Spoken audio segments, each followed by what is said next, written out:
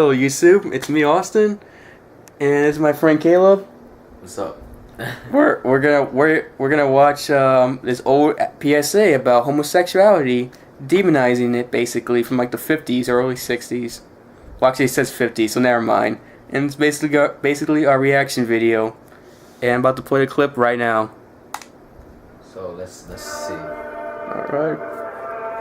Homosexuality. Don't try this at home, kids. Boys beware. Boys beware.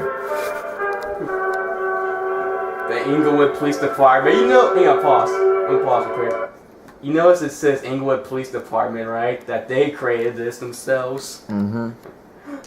By the way, we're watching this on the Xbox One, by the way. It's a clip. Yeah, mess with us, bro. We got money like that. Not really. Not really, but yeah.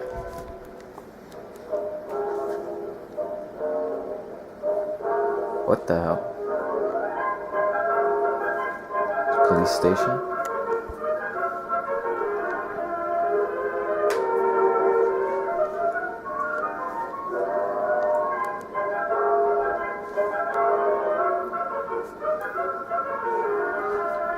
Sounds a little too happy right now. Music. I'm Lieutenant Williams, a police officer attached to the Juvenile Division. I'm on my way to Monroe Junior High School to talk to a group of young people. Imagine this happens in our high school. Oh, Lots of Lord. young people hitchhike. Seems like a good way to get from one place to another.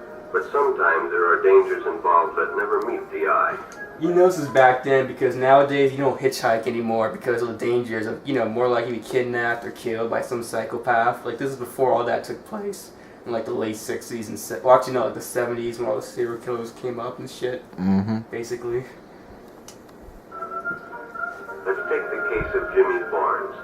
Jimmy played baseball all afternoon and he didn't feel like walking home, so he decided to thumb a ride.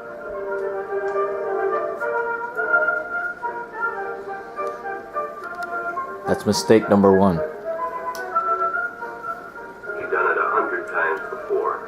He didn't think anything was unusual when the driver struck up a friendly conversation. In fact, he seemed like a real nice guy. He asked Jimmy if he played baseball in the park often. Jimmy told him they practiced 3 times a week and played a rival group on Friday afternoon. The stranger was a good listener, too, and had only seen minutes before they pulled up in front of Jimmy's house.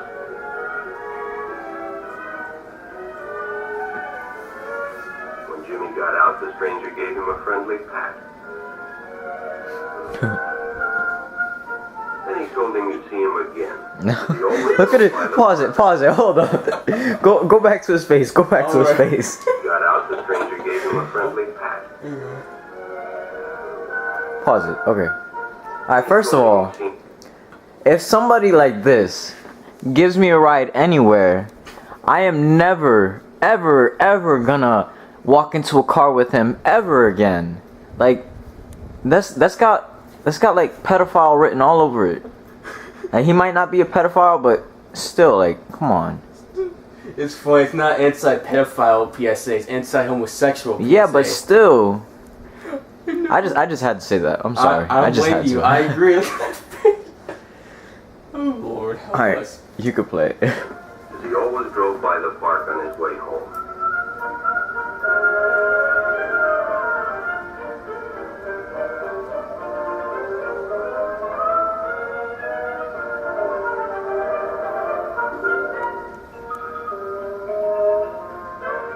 Sure enough, the following day when Jimmy finished playing ball, well, the man was there waiting.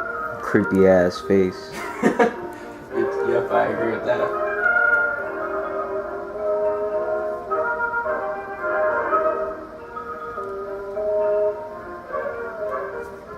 They stopped at a drive-in and the stranger treated him to a Coke. During their conversation, he told several off-color jokes, but Jimmy had heard others before, and, well, it made him feel big to so easily win the confidence of an older person.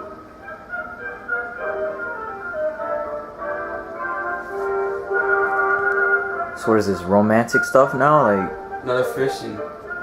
still. I don't get fishing romantic. I mean, there's like ducks and by water. But I don't think you take a girl out fishing as a date. Well, I get what you mean, but okay. anyways, just play it. Using first names, Ralph said it was more friendly.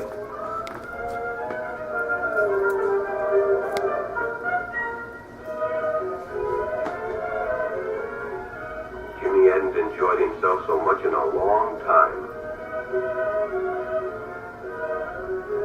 Then during lunch, Ralph showed him some pornographic pictures. How? Jimmy knew he shouldn't be Okay. interested. How are you gonna go from eating a nice sandwich and fishing to all of a sudden, hey, you want to see some porn? I think it's supposed to be a homosexual. What? Does he have straight porn? Is Jimmy? What? Is he trying to make Jimmy gay? I mean, like, what kind of porn does he have? But the way he jumped from eating lunch to saying, hey, here's some porn. Like, no, you don't do that. That's just weird. Stranger danger. Yeah. Well, he was curious. What Jimmy didn't know was that Ralph was sick. A sickness that was not visible like smallpox, but no less dangerous and contagious. A sickness of the mind.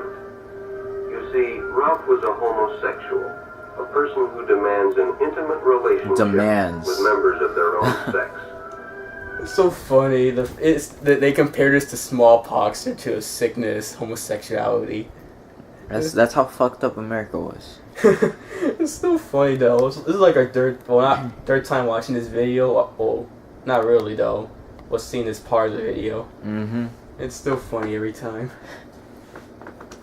But by now, Jimmy felt a fondness for Ralph, and they continued to go places together. Ralph was generous and took Jimmy many interesting places and did many nice things for him. He bought presents and even gave him money, but payments were expected in return. You see, Jimmy hadn't recognized Ralph's approach soon enough. When Ralph first asked Jimmy to go fishing alone, he should have discussed it with his parents or teacher. Finally, Jimmy told his parents, and they reported it to the juvenile authorities. Ralph was arrested, and Jimmy was released on probation in the custody of his parents. But all homosexuals are not passive. Ball is life. Violence is in the case of Mike Merritt. Look at this. Hold up. Look at these ballers. Oh, free throw. Slowly shot. In the heat of competition, Oh. no one noticed the man who sat. Oh, that layup. Oh. Wait. When the game broke up, There's no make it. There was no. This is before you take it back, because nowadays you play basketball, you make a shot to take it back if you're playing half court or whatever. You know, it's like just even he makes the shot, it's just still keep shooting and stuff. Because they're dumb. Nah, it's because they're white. That's it. No, That's the answer. They're white. This was before No. basketball got popular. The answer is because they're white. Alright, racist ass. Whatever. Mike decided to stay and practice a little longer. Shot is on point. Ooh. Oh. The stranger joined him. He was friendly and, well, it was better than playing alone. Ooh. Oh. But after a few shots, Mike realized he had already overstayed his time and suggested he better leave.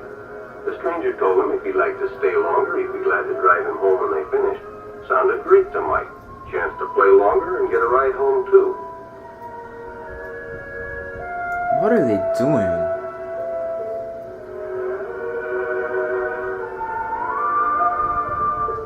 Oh. That haircut, though.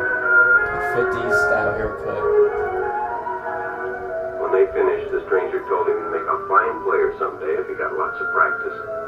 The companionship, the praise, the friendly attitude dispelled any misgivings Mike might have had about going with a stranger. He probably never realized until too late that he was riding in the shadow of death. But sometime that evening, Mike Merritt traded his life for a newspaper headline.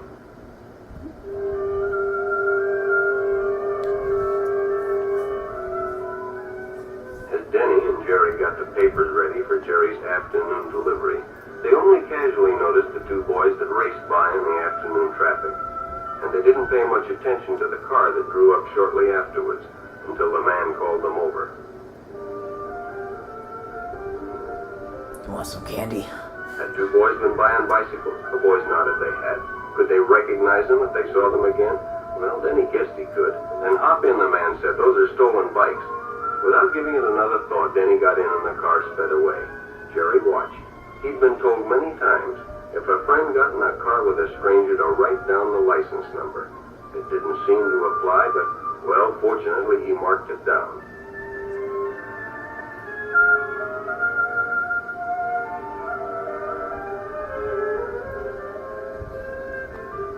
When he delivered a paper to Denny's house, he asked his mother if they caught the boys that had stolen the bicycles. Denny hadn't returned, so he told her the story and gave her the paper with the license number.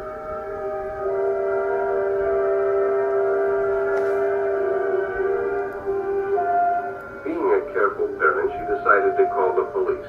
Jerry supplied the necessary information and the stranger's car was quickly spotted.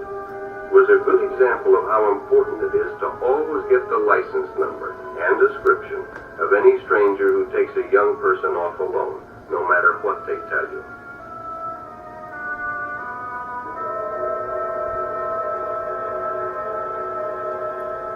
He gets arrested. Public restrooms can often be a Oh, hangout no. for the homosexual.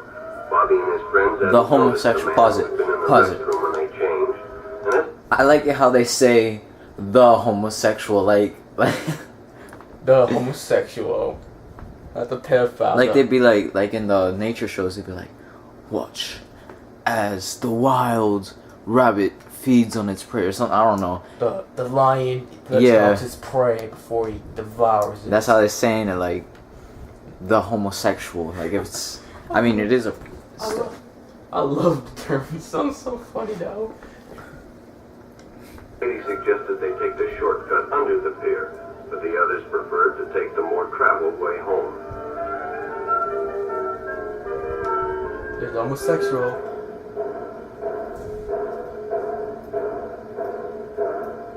Uh-oh. Music. He's following him.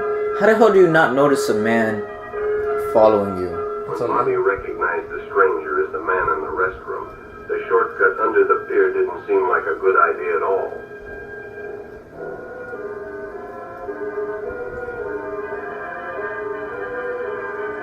He did the right thing. After all, it's more fun to stay with your friends anyway. Bobby had made a wise decision. It may have saved his life. The decision is always yours, and your whole future may depend on making the right one. So no matter where you meet a stranger, be careful if they are too friendly, if they try to win your confidence too quickly, and if they become overly personal. One never knows when the homosexual is about. He may appear normal, and it may be too late when you discover he is mentally ill. So Mentally keep with ill. your group. And Mentally ill. I love the fact that it's compared to mental illness and a sickness, homosexuality, basically. Uh, go off alone with strangers unless you have the permission of your parent or teacher. Teacher. the end.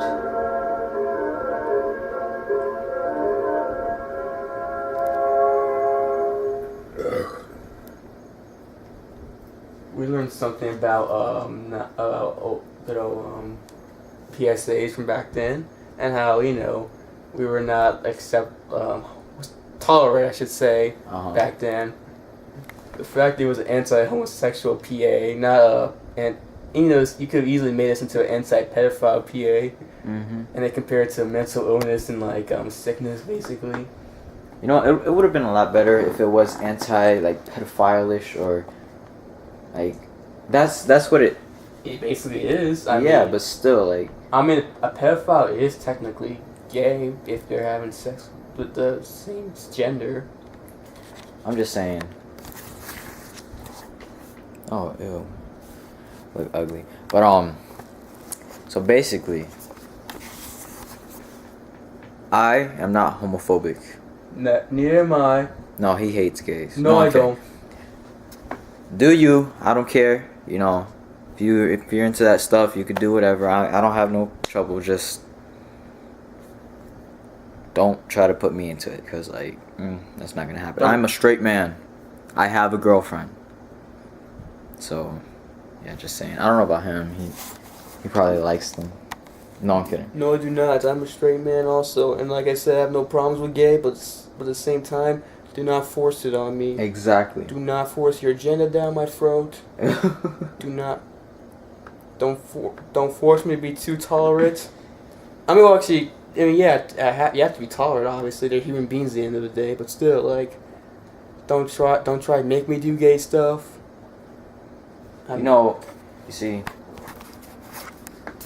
I am not the best looking man. Neither am I. But gay people have had crushes on me. That's weird.